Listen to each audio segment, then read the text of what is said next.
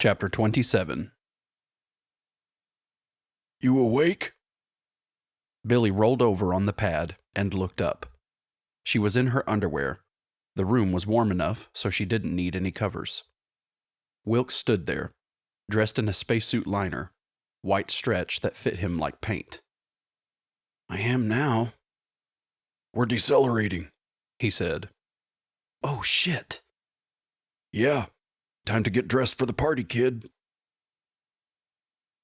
Only a week away now, Earth loomed large ahead of Spears. He tried to settle down with a history of the gladiatorial war, but the text did not hold his interest. Over the years, he'd forced himself to learn patience, to wait. But it was hard now that he saw the goal so tantalizingly close. Here was the light at the end of the tunnel, the finish line for a race run long and hard. He found himself staring at the image on the viewer, and when that wasn't enough, lifting the outer armor and looking directly at the distant planet through the thick, hardened glass. Don't worry, I'm coming to save you. I'll be there soon. A few more days, and your liberation will begin. Wilks knew he couldn't think of everything that might go wrong, and even if he could, he didn't really want to anyhow. If he knew all the pitfalls, he probably wouldn't go. But hey, fuck it. If you sat around worrying all the time, you'd never get anything done. Get a plan and move on. That was the way. The two of them stood in the lock, mostly suited, carrying what they thought they would need. Strapped to them with crow tape were extra oxy bottles, their carbines and ammo, all the squirters they could find. They were joined to each other by a 3-meter length of cable, connected to lock rings on the hips. His on his right, hers on the left. There wasn't really any way to judge their relative speed once they left the ship. Hell, even while they were on the ship. But Wilks was hoping to move slowly, to make up the 2 clicks or so in an hour, no faster. They had enough air for 3 hours, and if they hadn't managed to get inside Spears' ship by then, well, too bad. Wilks had rigged both suits with grenades from the carbine's launcher. If he ran out of air, he wasn't going to choke to death slowly out there. Move a protective cover, and a sharp rap with the suit's pliers, and boom. End of story. Billie? She was fiddling with her crotch plate, still unsealed. I can't get this damned plug in right. Do I have to use it? Unless you want yellow globules floating up in front of your eyes if you have to pee, yeah. Doesn't seem fair to me, she said. This operation must have been designed by a man. Nature of the plumbing. Sorry. You need a hand? There was a moment of silence. Maybe not, she said. If you do that, maybe we won't get out of here for a while. Well, there it was. Wilks nodded, managed a smile behind his faceplate. So the thought had crossed her mind, too. Made him feel a little better. For some reason, he couldn't quite figure out. Kind of like, well, if they both saw it, they didn't have to follow up on it. Billie returned his smile, and Wilks felt as if she understood what he was thinking. I've got it, she said. Yee, it's a cold little devil. It'll warm up. You ready? As I'm going to get, yeah. Okay, seal it up and start your airflow. Might as well get this show on the road. Billie smiled at Wilks's back as he moved to the outer door to open the lock. So that's what all those push-ups were about. He'd thought about sex, too. Maybe in this case the thought was better than the act. Not doing it, but afterward. Somehow, the idea of waking up next to Wilks the morning after seemed utterly strange. And maybe what she had felt had something to do with putting her life on the line again. That urge to reproduce yourself when you thought you weren't going to be around much longer. She'd learned about that in class at the hospital. It was, so they had said, a common reaction to near-death experiences, especially in sudden and violent confrontations with the Grim Reaper. Something about releasing stress. The hatch slid open. A little flurry of air blew out and turned into white crystalline swirls. Wilks stepped out, used his magnetic boots, and stood on the side of the ship, sticking out like a thorn on a stem. Billie followed him. When they were both outside, free of the ship's faux grav, Wilks turned so that his back faced the distant dot of the other ship. You okay? Don't speak. Just nod or shake your head. Billie nodded. He'd told her they'd be using the line-of-sight laser light comms, short-ranged and focused in the same direction that the speaker was looking. That was so Spears couldn't overhear them. If you can see Spears' ship, Wilks had said, don't open your mouth, don't say a word. The comms were supposed to be good for a couple 100 meters, no more. But you never knew. If he knew they were out here, it could get real tricky real fast. If she wanted to speak to him, they had to take turns looking away from the Jackson when they did it. Wilks clumped along the side of the ship. Without anything to relate to, up and down didn't have much meaning. And Billie quickly adjusted her mindset so it seemed she wasn't walking on the side of the vessel, but on top of it. It took a couple of minutes to get to the front of the MacArthur. When they were perched on the nose like flies on the end of a banana, Wilks turned around to look at her. Okay, you remember the drill? Billie nodded. All right. Cut the power to your boots and use the squirter. On 3. 1, 2, 3. Billie shut off her magnetics and triggered the squirter. It looked like nothing so much as an indoor plant sprayer. There was a narrow neck with a lever, a kind of handguard loop over that, and underneath, a small thick plastic tank with a compressed gas in it. The squirter tried to pull itself out of her hand, but she tightened her grip and stiffened her arm and was lifted clear of the ship. She twisted slightly, saw Wilks pointing behind them, and aimed her squirter that way and depressed the control again. The gas made faint sparkles as it spewed and froze. It took a little adjustment, but after a couple of minutes she and Wilks evened out and flew side by side. The thin coil of line connecting them left a bit slack.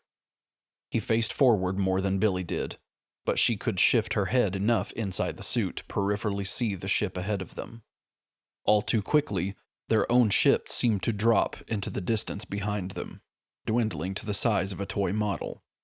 Wilks puffed out a couple of short bursts on the squirter and turned himself so he could speak.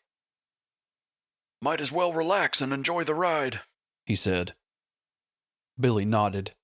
She realized she was breathing too quickly and made an effort to slow that down. It really was something, to be floating along in the middle of nowhere like this, soaring like some magical bird across the bleakness.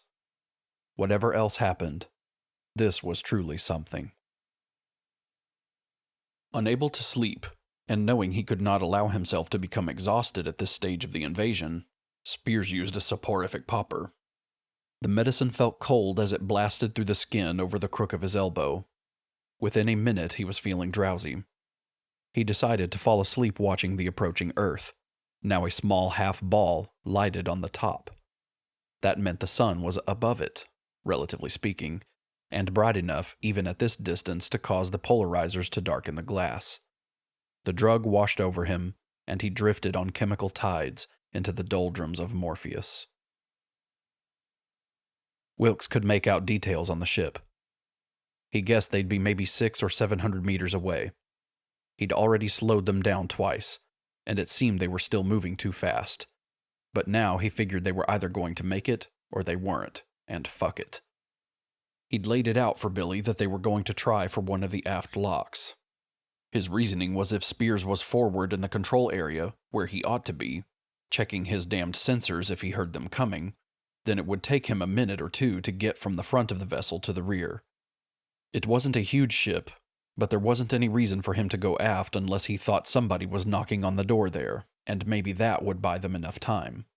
More iffy shit. But hey, there it was.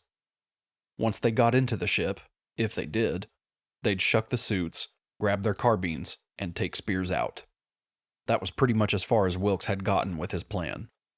He assumed that Spears was alone. Bueller had seemed to confirm that. But maybe he had company. A bedmate or somebody. They'd look real carefully, if they got that far.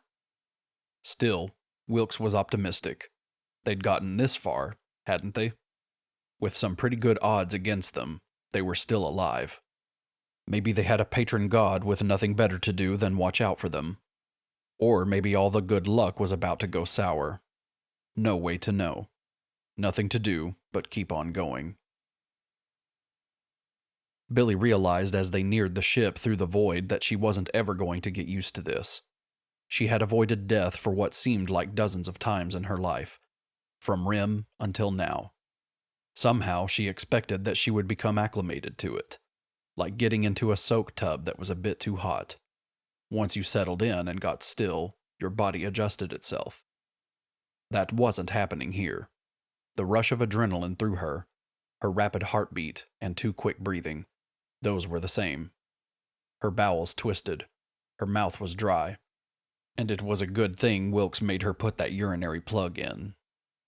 It was as if fear had her in its grip, and was squeezing her tightly. The closer they got to the ship, the more Billie wanted to turn and run away. Her conscious mind knew they had to do this, but some deep part of her, way beyond the Billie who was usually in control, that part wanted her to find a deep hole and crawl into it. Leave, it said. Flee. Hurry, before it's too late. On the one hand, she was more fatalistic about survival. On the other hand, she was just as scared of dying. Not the dying itself so much as the way of it. Going to sleep at 110 or 20, surrounded by your family who loved you, grandchildren, great-grandchildren, that was not so bad. Being eaten by a mindless alien monster or running out of air in space were not such pleasant ways to end one's short life. But there was nothing to be done for it. It was take the risk now and maybe die, or for certain die later. Wait until later, her inner voice screamed.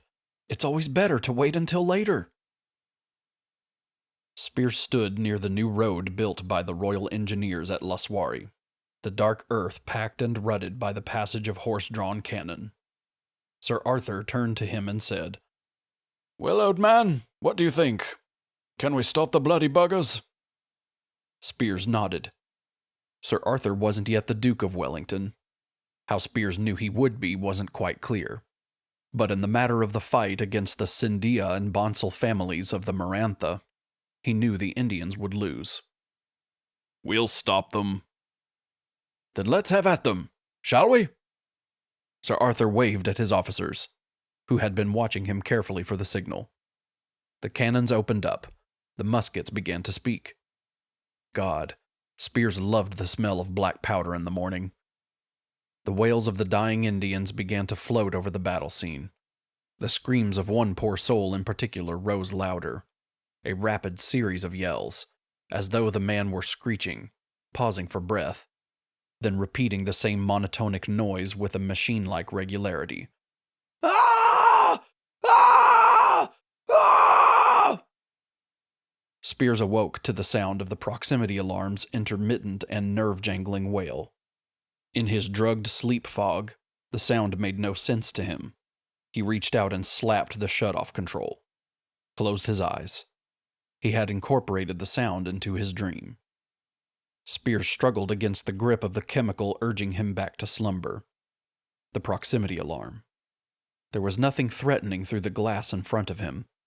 Despite all the high-tech gear, that was the first place Spears looked, through the window. Then he began operating the sensor board. Nothing showed on the radar or the Doppler screens when he brought them up, but it didn't take long to get the logs showing what the problem was. 2 man-sized objects had come to rest aft on the Jackson. A quick extrapolation determined that they had come from the MacArthur. As if there were anywhere else they could have come from. Well, well. His shiprats have decided to pay him a call. Obviously, they were braver than he had figured. Odd. He hadn't thought any of his troops would have been so. Spears grinned. Of course. He knew who they were. That damned sergeant. And since Powell was dead, it had to be the woman with him. Amazing.